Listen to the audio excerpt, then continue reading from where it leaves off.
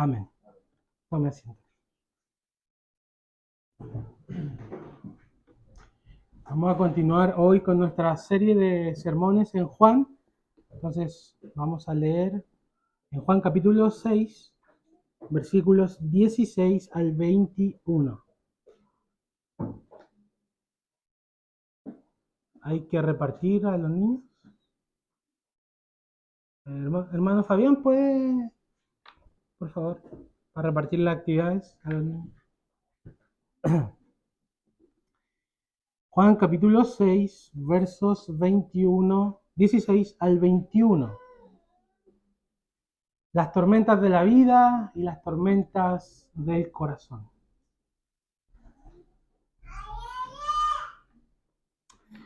Leemos la palabra de Dios. Al anochecer descendieron sus discípulos al mar, y entrando en una barca iban cruzando el mar hacia Capernaum. Estaba ya oscuro, y Jesús no había venido a ellos. Y se levantaba el mar con un gran viento que soplaba. Cuando habían remado como 25 o 30 estadios, vieron a Jesús que andaba sobre el mar y se acercaba a la barca, y tuvieron miedo. Mas él les dijo: yo soy, no temáis. Ellos entonces con gusto la recibieron en la barca, la cual llegó enseguida a la tierra a donde iba. Amén. Amén. Permíteme orar. Gracias, Señor, por tu palabra eterna, perfecta, que viene hasta nuestros corazones en el día de hoy, para instruirnos, para consolarnos, para enseñarnos quién tú eres. Padre, yo pido que envíes tu Espíritu Santo para aplicar la palabra de Dios en nuestros corazones, para que ella no quede sin fruto, que no vuelva vacía, sino que haga todo aquello para que tú la has enviado, Señor. Te ruego que, Señor, purifique mis palabras procedentes de labios impuros, de un pecador, para que mis hermanos, Señor, puedan escuchar, a través de mis palabras, ellos puedan escucharte a ti, Señor. Porque ellos vinieron a escucharte a ti. Ellos quieren oír tu voz, no la voz de un hombre. Ayúdanos, Señor, a explicar tu palabra y a aplicarla, Señor, con el poder de tu Espíritu Santo. Amén. Amén. Cuando las tormentas de la vida y del corazón llegan hacia nosotros somos famosos por tener vientos, vendavales fuertes, ¿cierto? Y cuando los vientos empiezan a soplar fuertes en nuestras costas, nosotros vemos que nuestro mar, que es comúnmente sereno, empieza, ¿cierto? Bueno, ustedes lo han visto. Empieza a turbarse y las olas comienzan a salpicar hasta las calles en las costas. Entonces, nosotros tenemos algo parecido, pero aún más fuerte en este pasaje, cuando una tormenta despierta en medio del mar de Galilea a los discípulos de noche. Y en este sermón lo vamos a ver esencialmente en 3 puntos, los cuales van a ser: primero, cuando Jesús parece demorar en nuestros problemas. Nuestro segundo punto es una tormenta fuera de control. Y finalmente vamos a ver el rescate perfecto de parte de Jesús. Entonces, la palabra de Dios nos dice que los discípulos descendieron al mar al anochecer, es decir, cuando ya estaba oscureciendo, y entraron en una barca y comenzaron a navegar hacia Capernaum.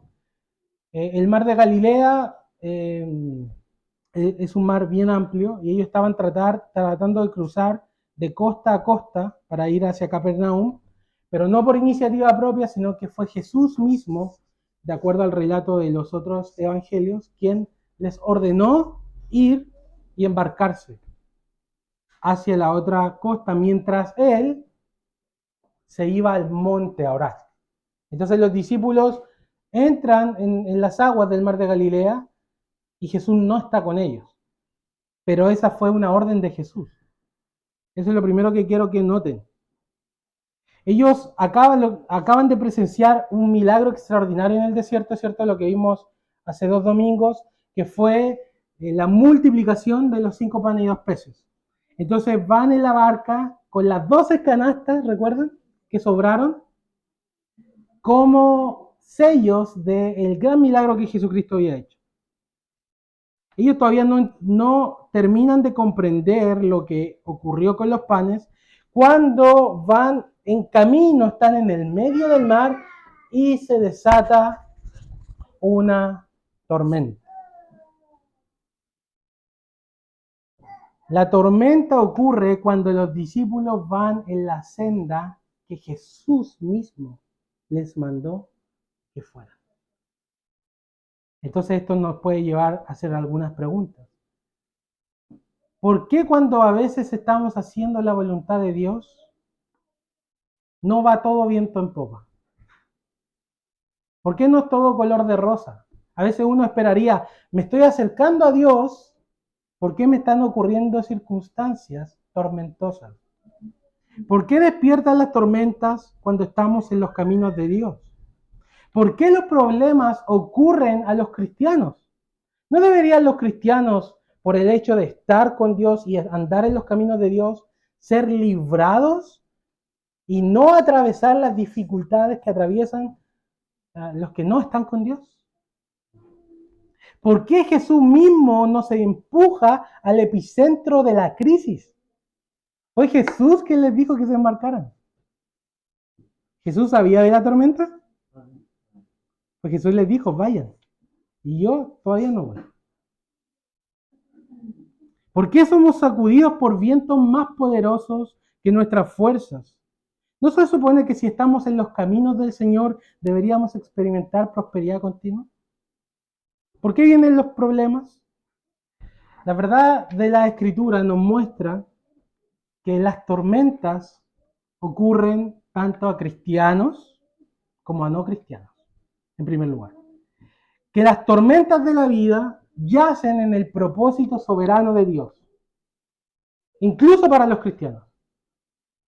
La gran diferencia es que las tormentas de la vida no destruyen a los cristianos, sino que las tormentas nos fortalecen. Lo que Jesús dijo cuando terminó el Sermón del Monte es que el que obedece a Dios, su casa la funda sobre la roca. Y el que no obedece a Dios, su casa la funda sobre la pregunta. Luego dice, y cuando vienen ríos y soplan vientos y vienen tempestades, ¿vienen sobre una casa y sobre la otra no? ¿O vienen sobre ambas? Sobre ambas, ¿cierto? ¿Cuál es la diferencia? El fundamento, muy bien. Si nuestra vida está fundamentada en Dios, la tormenta, hermanos, no necesariamente Dios no nos va a hacer pasar por tormentas. En este pasaje se muestra claramente que es Jesús quien los impulsa a la tormenta. Pero la diferencia es que la tormenta a los cristianos no nos destruye, no echa nuestra casa abajo porque Dios está con nosotros. Y hay algunos propósitos por los cuales Dios envía tormentas a nuestras vidas. En primer lugar, Dios envía tormentas a nuestras vidas para revelarse a nosotros más plenamente. Lo conocemos, como dice el Salmo, en el secreto del trueno. Ahí en medio de la crisis, nosotros podemos conocer más plenamente quién es Dios. ¿No fue eso lo que le pasó a Job? ¿Qué le pasó a Job? ¿Recuerdan su historia? Perdió todo. Sus terrenos, sus trabajadores, su trabajo. Perdió sus 10 hijos, murieron en un día. ¿Qué pasa si tu hijo se muere? Duro. Todo eso le ocurrió a Job. ¿No? Más que eso, su cuerpo se llenó de una pústula maligna, no podía, se rascaba todo el tiempo, no podía ni siquiera dormir porque cuando dormía lo atormentaban pesadillas.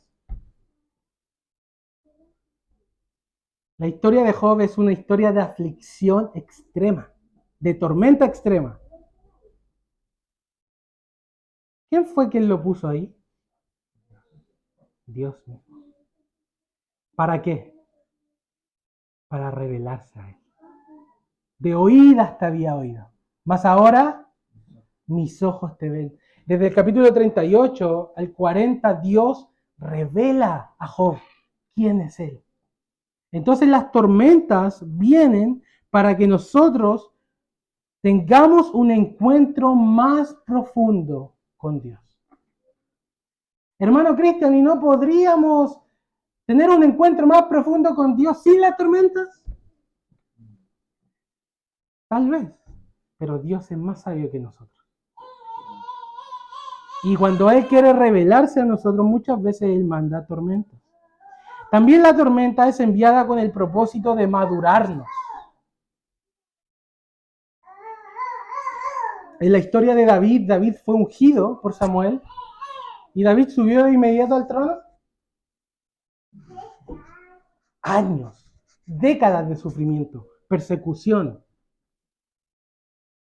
La aflicción fue la escuela que maduró al futuro rey antes de subir al trono. Porque Dios utiliza los momentos difíciles para trabajar en nosotros, para trabajar en nuestro carácter, para trabajar en nuestra dependencia de Él. Entonces, en primer lugar, Dios envía la tormenta para revelarse más plenamente, que de hecho es lo que vemos en este pasaje. Jesús se revela más plenamente a los discípulos a través de la tormenta. En segundo lugar, la tormenta también es enviada para nuestra madurez. En tercer lugar, también en la tormenta dependemos y nos acercamos más a Dios. Pero también es completamente cierto que estos propósitos que nos revelan las Escrituras por las cuales Dios nos envía tormentas, también es cierto que muchas veces nosotros no entendemos el porqué de las cosas. ¿Por qué me dio un cáncer? ¿Por qué se murió mi familiar? ¿Por qué estoy enfrentando una enfermedad difícil? Muchas veces nosotros no llegamos a comprender por qué nos pasan esas cosas. Y nunca lo vamos a llegar a entender. ¿Job entendió por qué le vino todo lo que le vino? ¿Lo entendió? Dios le explicó y le dijo, mira Job, esto te pasó por esto te pasó por esto otro, por esto otro. De hecho, el error de los amigos de Job, ¿cuál fue? Tratar de atribuir su calamidad a algún pecado de Job. Los tres amigos cometieron el mismo error. Esto que te está pasando fue porque hiciste algo. Fue así, Job. Job era el más justo de su época. Job conocía a Dios. Y sin embargo, Dios envió una tormenta a Job. Entonces nosotros muchas veces no vamos a comprender la razón por la cual Dios permite que ciertas cosas malas, objetivamente malas, como un cáncer, como una pérdida, como una enfermedad, pasen en nuestras vidas. Porque aunque nosotros entendiéramos la razón por la cual Dios la hace, nunca eso nos va a llevar a una sanidad de nuestra alma. Lo que nos lleva a la sanidad del alma no es entenderlo todo, sino confiar en Dios. Depender de Dios, aun cuando no lo entendamos. Eso es lo que nos sana. ¿Qué es lo que sanó a Job? ¿Entender por qué le pasó todo eso? Él no sabía. Su corazón fue sanado cuando Dios se reveló a él. Y él entendió quién era Dios y quién era él. Entonces ahí él hizo el match. Antes hablaba lo que yo no entendía. Pero ahora voy a dejar de reclamar. Porque ahora te estoy conociendo realmente quién tú eres. No necesitamos entender todo, hermanos. Y esto, grabémoslo en la mente. Dios nos da explicaciones de lo que hace. Dios no tiene que rendirnos cuenta de lo que Él hace. Jesús le rindió cuenta a los discípulos por qué fue la tormenta. Dios no rinde cuentas, como dice Eliú en el libro de Job. Dios no da cuenta de sus razones. Pero Dios sí dice algo. Estoy contigo. Confía en mí. Yo soy más sabio que tú. Acércate a mí. Depende de mí. Eso es lo que Dios hace. Y eso es últimamente lo que nos sana. Pero los discípulos estuvieron horas interminables para ellos, remando contra la tempestad, esforzándose para que la nave no anegara. El texto lo deja de relieve, pero al decir al anochecer se refiere a la tarde, es decir, como a las 6 de la tarde cuando empieza a oscurecer. Y los otros evangelios nos dicen que estuvieron remando hasta como la cuarta vigilia. Y la cuarta vigilia es como entre las 3 y 6 de la mañana. Entonces estuvieron remando desde las 6 de la tarde prácticamente hasta como las 3 de la mañana o 6 de la mañana. Son entre 9 a 12 horas. Esforzándose, estamos hablando de gente que es pescadora. 7 de ellos al menos son pescadores de profesión. Entonces ellos estuvieron esforzándose, remando, fatigándose para no perecer. Ellos estaban en mar y Jesús estaba en la tierra. Entonces también hay un sentimiento de soledad en medio de la tormenta, ¿o no? Jesús no está aquí. Nosotros estamos acá, parece que estamos solos. Y Jesús no está con nosotros. Parecería que Jesús se demora en llegar a la liberación. ¿Dónde está Dios en mis circunstancias difíciles? Cuando estamos en medio de la crisis y Jesús parece no liberarnos, ¿por qué permite nuestro sufrimiento si nos ama? ¿Por qué no nos libera enseguida?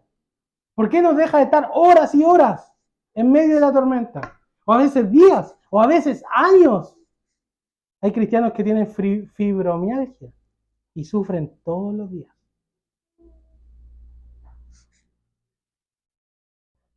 ¿Por qué Dios no acude a librarnos rápidamente cuando somos oscilados por los problemas?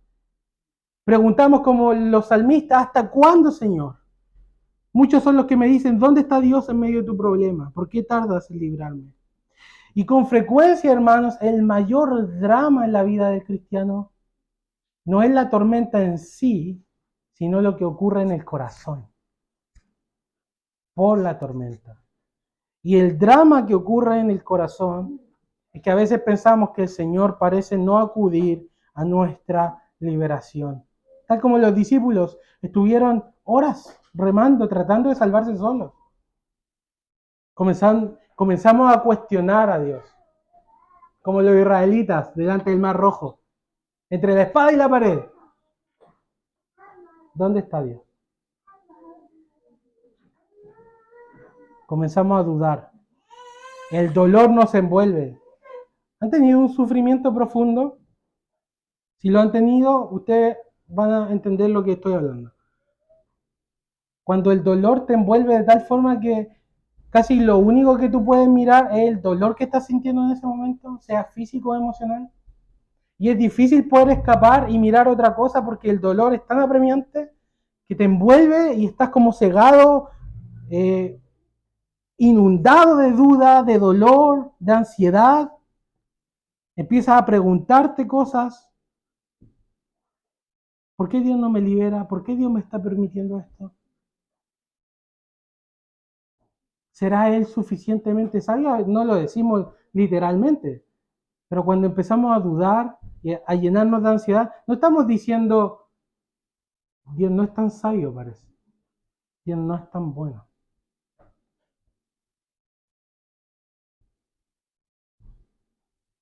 Y las preguntas, ¿cierto?, nos invaden.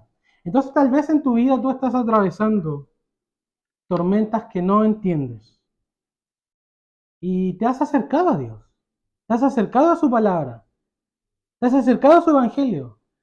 Te has alejado del pecado y parece que estás en los caminos de Dios, pero de pronto han despertado tormentas en tu vida. Y te preguntas ¿por qué? ¿Por qué Jesús no me libera? ¿Por qué tarda en venir? ¿Por qué no responde mi oración? ¿Es que acaso no me ama, no me cuida? ¿Por qué permite esto? Entonces yo quiero llevarte a pensar dos cosas acerca de Jesucristo que nos revelan este episodio de la tempestad en el mar de Galilea. En primer lugar, cuando los discípulos están en medio de la tormenta, ¿qué está haciendo Jesús cuando ellos están ahí? ¿Cómo? No, ese es otro episodio. Ahora Jesús no está en la barca, está fuera de la barca, está en tierra. Hay dos tormentas, tiene razón, hay dos tormentas en el mar de Galilea, una es esa, pero la que estamos viendo aquí es otra, donde Jesús está orando en el monte. ¿Y por qué Jesús está orando? ¿Por qué está intercediendo Jesús? Jesús es indiferente a nuestro dolor. Jesús está preocupado por cómo estamos sintiéndonos en medio de la tormenta. Él está orando por nosotros. Jesús está orando por nosotros. Entonces, ¿qué hace Él mientras nosotros estamos en la tormenta? Él trabaja a nuestro favor por medio de su intercesión. Aunque la tormenta rugía furiosa, los discípulos estaban totalmente seguros porque en el monte Jesús estaba orando por ellos. Si yo te dijera, tú puedes estar en un problema muy profundo que nadie de nosotros conoce, pero tú estás en esa tormenta. Y si yo te dijera ahora que Jesús está atrás tuyo, sentado, Jesús es un hombre, está atrás tuyo sentado y está orando por ti, está orando por tu problema, está orando por tu circunstancia difícil, está orando por tu corazón, Él sabe cómo te sientes y está orando por ti, ¿sentirías confianza? Ciertamente Él ahora no está detrás de ti, Él está en su trono, pero Él está orando por ti. Y la distancia entre que esté atrás de ti y su trono no hace la diferencia en su oración. Así que hermanos, Jesús está orando por nosotros. Está orando en medio de nuestras tormentas, en medio de nuestros problemas. Él intercede por nosotros. Estamos seguros porque el Hijo de Dios tiene nuestros nombres en sus labios.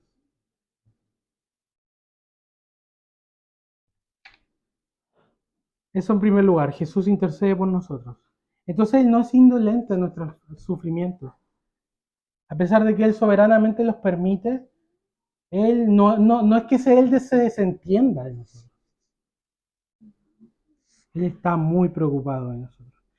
Y lo segundo que quiero decirles acerca de Jesús en este estado de los discípulos, que parecen estar solos, que Jesús parece demorar en medio de su problema, Jesús, de acuerdo al Evangelio de Marcos, Jesús los vio desde el monte.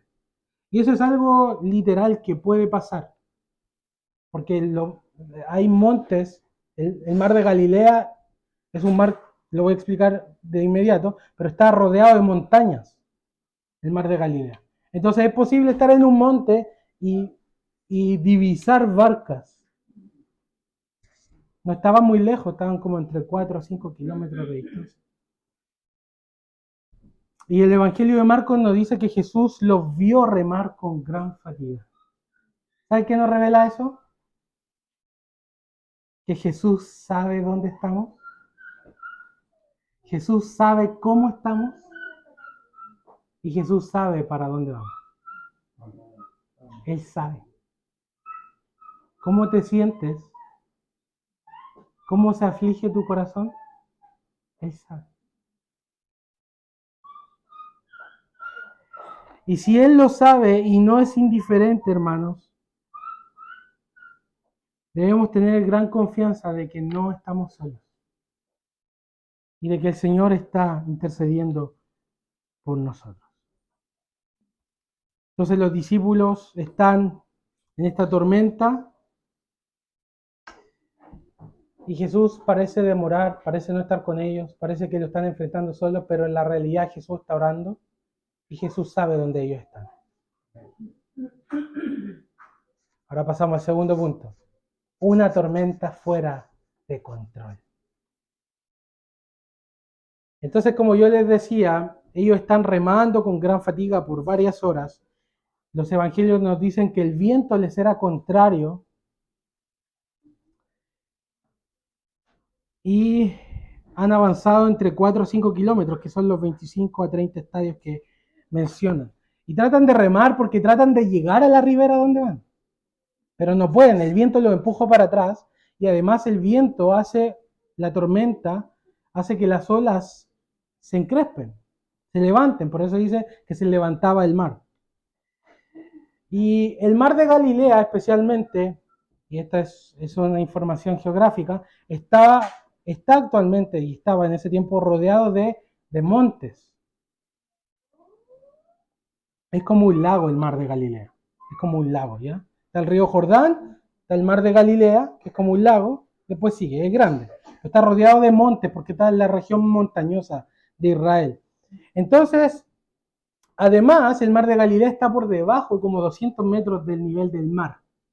Y eso hace las condiciones geográficas que vientos fríos de las montañas bajen al mar y empiezan a sacudir al mar y se generan las tormentas. La forma en cómo está ubicado geográficamente el mar de Galilea hace que las tormentas sean comunes en el mar y especialmente peligrosas para las pequeñas embarcaciones. Entonces imagínate un momento en la escena. De hecho hay un cuadro de Rembrandt, ¿cierto? Del barroco, que pinta una escena de la tormenta del mar de Galilea. Imagínate por un momento cómo una ola que puede llegar hasta 5 metros, por el viento, te levanta la barca.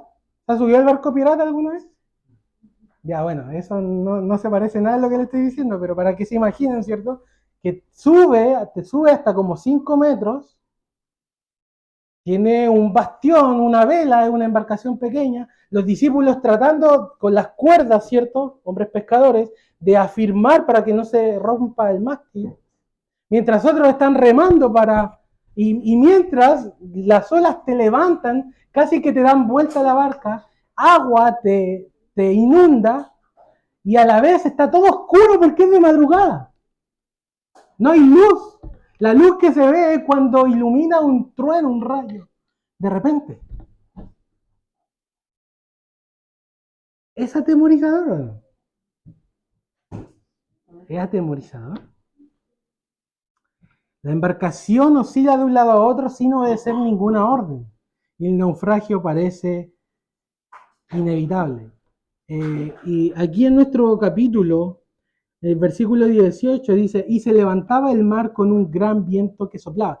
Y esa palabra, y se levantaba, en el original, también es una palabra que se usa para hablar de despertar de un sueño. Entonces lo que comunica esta palabra es algo repentino. O sea, la tormenta llegó de manera repentina y se ha vuelto indomable para los pescadores, para los discípulos, que son hombres avesados en su oficio. Entonces es una tormenta violenta, repentina y fuera de control. Fuera de control.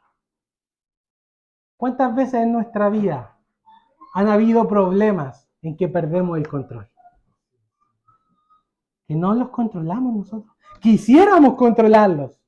Quisiéramos remar y llegar rápido a la otra orilla, pero mientras más nos esforzamos, el problema se vuelve más indomable. Y tratamos de controlarlo y no podemos. Escapa nuestro control. Problemas que se levantan repentinamente, tal como esta tormenta. No los esperamos, nos sacuden con violencia. Y tanto más nos esforzamos en controlarlos, se vuelven más indómitos. Y nos llena de ansiedad, de temor, de desánimo. Quisiéramos controlarlas, pero no podemos. Y esta es una verdad que debemos aprenderlo, como dice el lema nacional, por la razón o la fuerza. No controlamos todas las circunstancias. No somos Dios. Somos seres humanos finitos en existencia, finitos en recursos, finitos en fuerzas, finitos en sabiduría. Entonces hay cosas, hermanos, en la vida que nos sobrepasan, que sobrepasan nuestro control, tal como esta tormenta, que sobrepasa el control de pescadores avesados. Y el sentimiento de ansiedad y de temor delante de los problemas es un sentimiento que se provoca precisamente porque ante lo incontrolable de la situación nos damos cuenta de que no somos todopoderosos. ¿Qué pasa cuando el avión viene cayendo? No hay ateos cuando el avión viene cayendo. Todos se hacen creyentes. ¿Por qué? Porque es una situación que no se controla. Al igual que una pérdida, al igual que una enfermedad, al igual que un problema financiero. Son problemas que ocurren, hermanos, que están fuera de nuestro alcance. Lo mismo que esta tormenta. Pero lo que es sorpresivo para nosotros es sorpresivo para Dios. Lo que es incontrolable para nosotros es incontrolable para Dios. Lo que nosotros no entendemos está en el propósito eterno de Dios. Entonces, ¿dónde es que nosotros tenemos que poner el ancla en medio de nuestro problema? ¿Dónde nosotros tenemos que fijar nuestra confianza? En Él. Porque mientras más rememos, más nos vamos a dar cuenta que no tenemos el control. Una tormenta fuera de control, pero para Dios no hay nada fuera de control. Así que en tu vida golpean olas que no puedes controlar y no puedes gobernar. Hay tormentas que te afligen, que quisieras tomar el timón, pero es tan fuerte el viento que te lleva para cualquier lado. Confía en Dios. Dios es poderoso y Dios tiene el control. Dios ha permitido tus tormentas. Él quiere enseñarte cosas. Él quiere revelarse a ti. Pero no tenemos el control de todas las circunstancias. Y es infructuoso tratar de controlar las circunstancias cuando no podemos hacerlo. Y nos afanamos porque quisiéramos hacerlo. ¿Han sentido ese sentimiento de ansiedad por querer controlar algo y no poder hacerlo? El Señor Jesús dijo, no se afanen, no estén ansiosos, no estén en ansiosa inquietud. ¿Y saben cómo podemos remediar nuestra ansiedad?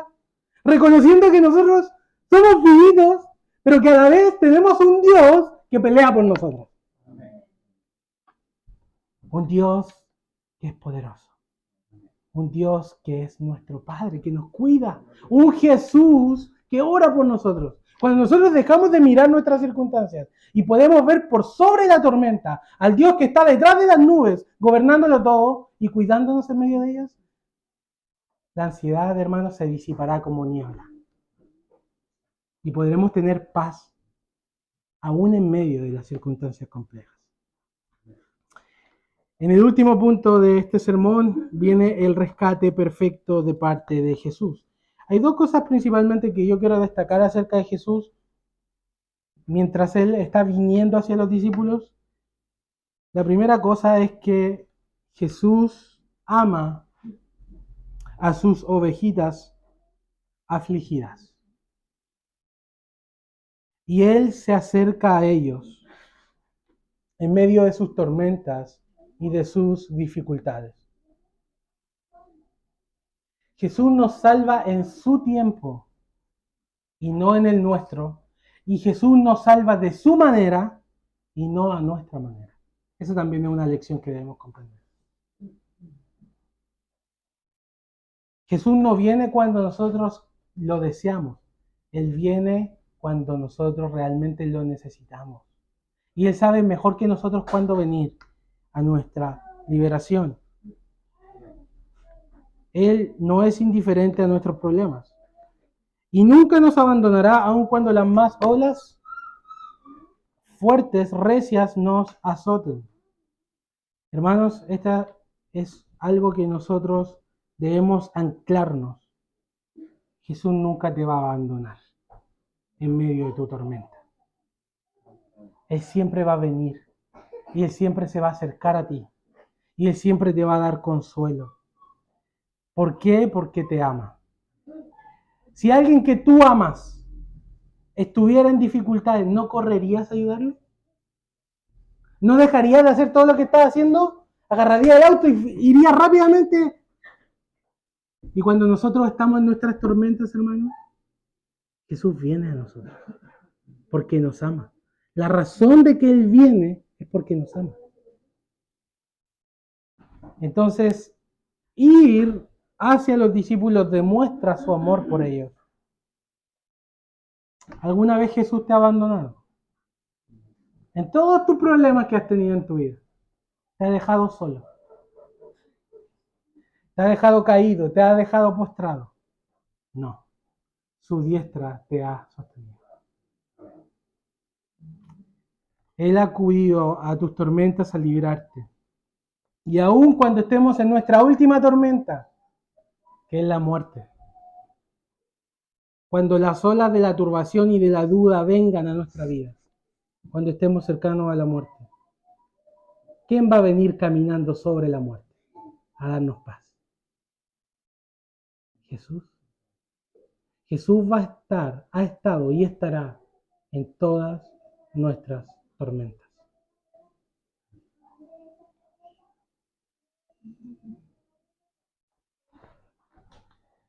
Cuando nuestros recursos también se agotan, cuando ya no hay fuerzas para seguir. ¿Te has sentido así? Cuando ya no queda ánimo. Cuando estás tan golpeado que no quieres seguir avanzando, no puedes. Ahí es cuando Él aparece. Cuando los discípulos remaban y ya estaban cansados de remar, de sujetar cuerdas, ya casi como que se entregan a la destrucción, ¿quién aparece? Jesús aparece. Como dice el Salmo 46 que leímos, estad quietos, deje de remar y conoced que yo soy Dios. Jehová de los ejércitos está con nosotros. Amén. Nuestro refugio es el Dios de Jacob. Dios nos ayudará a clarear la mañana.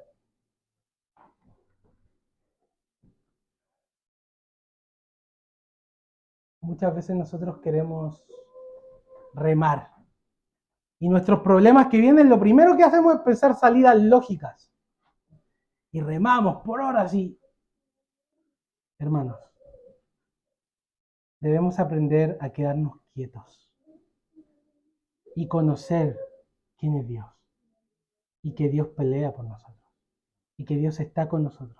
Y que Dios es nuestro refugio. Debemos soltar nuestra sabiduría terrenal y empezar a confiar más en Dios.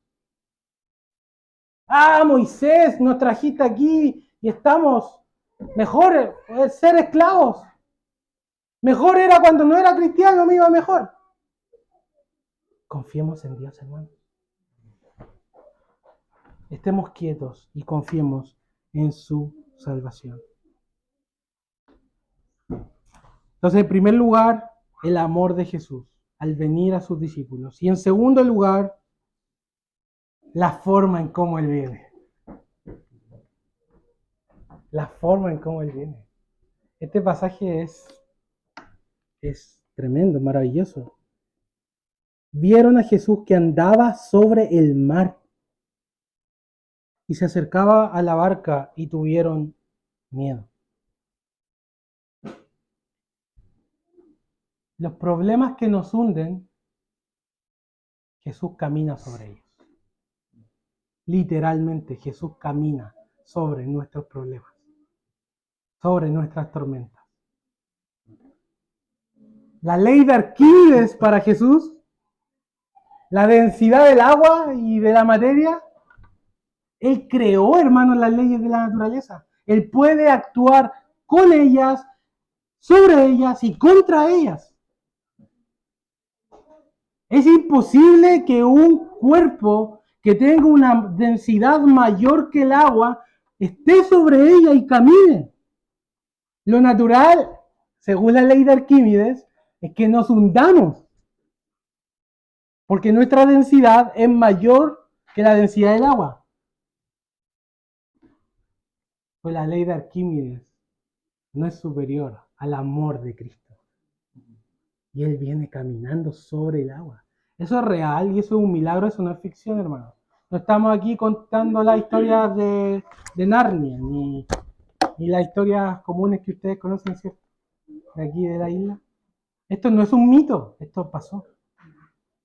Este es un milagro extraordinario que nos muestra, y por eso yo digo que las tormentas nos llevan a un encuentro más profundo con Jesús. Porque Jesús, al caminar sobre el agua y venir sobre sus discípulos, Él se está revelando, ¿o no? ¿Quién camina sobre el agua? ¿Quién camina sobre el agua? En el Antiguo Testamento, el único que tiene poder sobre el mar es Dios. Job 9:8 dice, Él extendió los cielos y anda sobre las olas del mar. Salmo 77, verso 19 dice, te vieron las aguas, oh Dios, las aguas te vieron y temieron. Los abismos también se estremecieron. En el mar fue tu camino y tus sendas en las muchas aguas. Isaías 43:16, Jehová es el que abre camino en el mar y senda en las aguas impetuosas. Que de hecho está citando lo que pasó en el Mar Rojo. ¿Quién es el que tiene poder sobre el mar? Que le dice, ya, divídete. Y el mar se transforma en un muro que, hermanos, eso es química y físicamente eso es imposible. Los ateos saltarían ahora. ¿Cómo va a ser eso? ¿Cómo que un hombre camina sobre el agua? ¿Cómo que se dividen y son como muros? Solo Dios puede hacerlo. Entonces, cuando Jesús viene a ellos caminando sobre el agua, ¿qué está demostrando? Que Él es Dios. Que Él es Dios. Y los discípulos van a encontrarse con este hombre poderoso, con este Jesús divino. Sin embargo, ellos tienen miedo cuando lo ven. Y de hecho los evangelios comienzan a decir que empezaron a gritar, ¡un fantasma! Porque vieron la silueta. Y aquí vemos otro aspecto del amor de Jesús. Porque el corazón de los discípulos está al parecer más turbado por la silueta de Jesús que por las tormentas mismas. Ellos ven a Jesús y tienen miedo. ¿A quién no le daría miedo? Yo me pregunto. Sin embargo, ¿qué les dice Jesús? No teman. Antes de calmar la tormenta del mar y del viento, Jesús calma el corazón.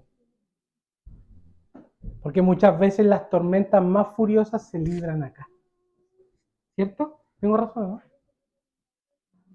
Los dramas, las dudas, cómo golpean, cómo la inquietud, la turbulencia, muchas veces están aquí en el alma.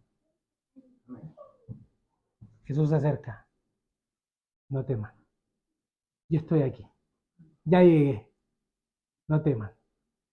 La presencia de Jesús en nuestras vidas ahuyenta el miedo y ahuyenta también la ansiedad. Y Él dice esta palabra, yo soy. ¿Quién es el yo soy? Yo soy, no teman. Una revelación también de su divinidad. Y cuando los discípulos, de hecho, ven a Jesús, Jesús le dice, yo soy, no teman, Él sube a la barca. En el momento que Él sube, los evangelios nos dicen que el viento cesó de soplar. Entonces se hizo bonanza. Y que los discípulos al ver esto, de acuerdo al Evangelio de Marcos, adoraron a Jesús. Y dijeron, verdaderamente tú eres el Hijo de Dios. Cuando Jesús se revela a nosotros en medio de nuestras tormentas, la respuesta que Él espera de nosotros al final es adoración. Adorar a Dios en medio de las dificultades. Por último, quiero finalizar hablándote de una tormenta mayor que la agitación de un mar.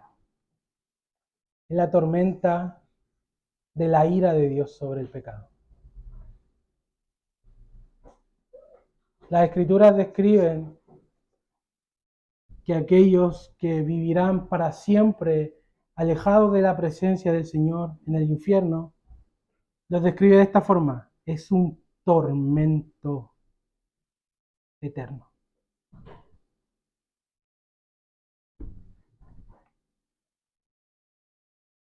Y todos nosotros íbamos para allá. Todos nosotros íbamos para el tormento, porque todos nosotros hemos pecado y estamos destituidos de la gloria de Dios.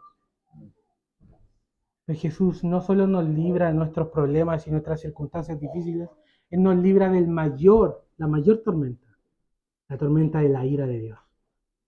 Y la forma en cómo Él nos libró fue Él mismo haber experimentado esa tormenta por nosotros, en nuestro lugar. Miqueas dice que Dios echará en lo profundo del mar todos nuestros pecados. Quien fue echado a lo profundo del mar en la tormenta de la ira de Dios fue Jesucristo. Y con Él todos nuestros pecados. Entonces Jesucristo nos salva de nuestra mayor tormenta, que es nuestra separación de Dios. Y por medio de su cruz, Él viene a establecer la bonanza entre nosotros y Dios. Justificados pues por la fe tenemos, ya no ruge la tormenta de la ira de Dios sobre ti. Dios ya no está enojado con condenación hacia tu vida. ¿Por qué? Porque Él te libró. Porque Él murió por ti. Porque Él sufrió por ti. Tengamos un momento de oración. Señor, gracias por ser quien tú eres. Muchas veces no entendemos, Señor, las tormentas que nos acaecen, pero con todo ahora hemos comprendido que tú nos amas, que tú siempre estarás con nosotros y que tú, Señor, vienes a nuestro rescate. Tú eres Dios, te adoramos, aún en medio de la tormenta, Señor, aún cuando no lo comprendamos, reconocemos que tú eres sabio y bueno y que tú demostraste tu mayor amor por nosotros, que fue haber padecido por nosotros el tormento eterno de la cruz. Gracias por tu amor y tu misericordia. Amén.